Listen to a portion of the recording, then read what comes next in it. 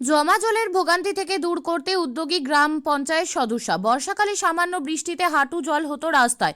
স্থানীয়রা নিজেদের সমস্যার কথা স্থানীয় গ্রাম পঞ্চায়েত সদস্যের কাছে তুলে ধরলে তিনি আশ্বাস দিয়েছিলেন রাস্তা করে দেওয়া হবে। আজ শনিবার ফিতে কেটে মুখ মিষ্টি করিয়ে ঢালাই রাস্তার কাজের সূচনা করা হলো। মালদার মানিকচক ব্লকের এনায়েতপুর অঞ্চলের শেখপুরা উত্তরপাড়া এলাকার মূল রাস্তায় সামান্য বৃষ্টিতে জল জমে কাদা হয়েছে। তো স্থানীয়দের ভোগান্তি শেষ ছিল না। শুধু তাই নয়, এই ছাত্রছাত্রী রোগীদের বেশ সমস্যা হতো। তাছাড়াও জুম্মার নামাজ পড়তে যাওয়ার জন্য ওই রাস্তা একমাত্র সম্বল ছিল। এনায়েতপুর গ্রাম পঞ্চায়েতের তরফে পঞ্চদশ অর্থবর্ষে 2 লক্ষ টাকা বরাদ্দকৃত অর্থে ঢালাই রাস্তার কাজের সূচনা করেন স্থানীয় গ্রাম পঞ্চায়েত সদস্য আঞ্জুম সাজিরা। সঙ্গে উপস্থিত ছিলেন গ্রাম পঞ্চায়েত সদস্য শেখ শাহেদ, আবু হেনা সহ স্থানীয় বিশিষ্টজন। এই বিষয়ে স্থানীয় গ্রাম পঞ্চায়েত সদস্য তথা এনায়েতপুর গ্রাম পঞ্চায়েতের বিরোধী দলনেত্রী আঞ্জুম সাজিরা বলেন, রাস্তা নিচু থাকায় হাঁটু পর্যন্ত জল জমে যেত। স্থানীয়দের হাঁটাচলা করতে বেশ অসুবিধা হতো। স্থানীয়রা সংস্থার কথা আমাকে বলেছিল, আজ এনায়েতপুর গ্রাম পঞ্চায়েতের তরফে ঢালাই রাস্তা করা হচ্ছে, স্থানীয়দের সুবিধা হবে।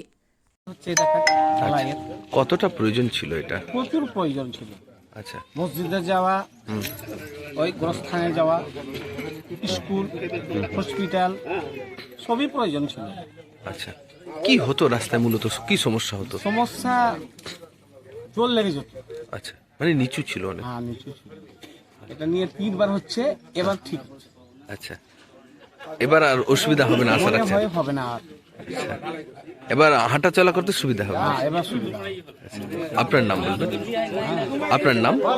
আমার নাম শেখ সাহেব। আচ্ছা, গ্রাম পঞ্চায়েত মেম্বার? আমি এনায়েতপুর গ্রাম পঞ্চায়েতের মেম্বার। আচ্ছা পুরা উত্তরপাড়াতে ঢালাই কাজ শুরু হয়েছে। আচ্ছা, কতটা দাবি ছিল এলাকাবাসী? আমাদের এখানে অনেক কাজ ছিল। আমরা মানে বৃষ্টি দিনে দাঁড়াও। হাঁটু অব্দি জল দিয়ে যাচ্ছিল। হ্যাঁ, অনেক অসুবিধা যাতায়াতের জন্য। আর যদি ওখানে জুম্মা মসজিদ আছে, জুম্মা মসজিদে যাওয়ার জন্য অনেক মানে অসুবিধা হচ্ছে নামাজ পড়ার জন্য। কি বলেছিল এলাকাবাসী আপনাদের? বলেছিল কি এটা রাস্তা করে দিতে হবে, তার জন্য শুরু করেছিলাম। আচ্ছা, আজকে হচ্ছে কাজের সূচনা? আচ্ছা, বলছি কতটা সুবিধা হলো এবার? এবার অনেক সুবিধা হয়েছে যাতায়াতের জন্য, আর বৃষ্টি জল জমা হবে না। অনেক ভালো হয়েছে।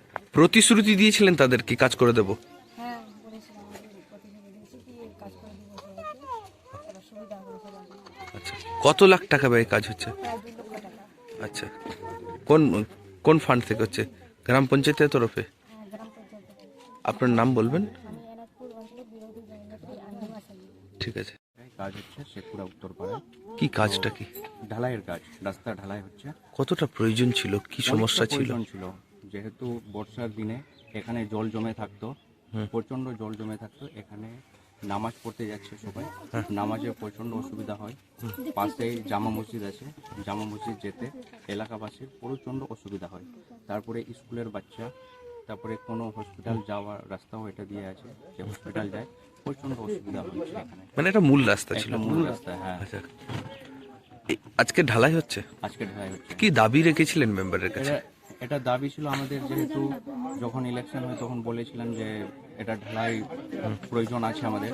তো আমাদের এখানে যে এলাকাতে যে আমাদের মেম্বার সাহেব দাঁড়িয়েছিলেন, তিনি আমাদেরকে বলেছিলেন, আশ্বাস দিয়েছিলেন কি নাম? এই রাস্তাটা, এই যে মানে আঞ্জুম সাগিরা যে ইলেকশনে দাঁড়িয়েছিলেন, যে আশ্বাস দিয়েছিলেন যে এই রাস্তাটা ঢালাই হবে।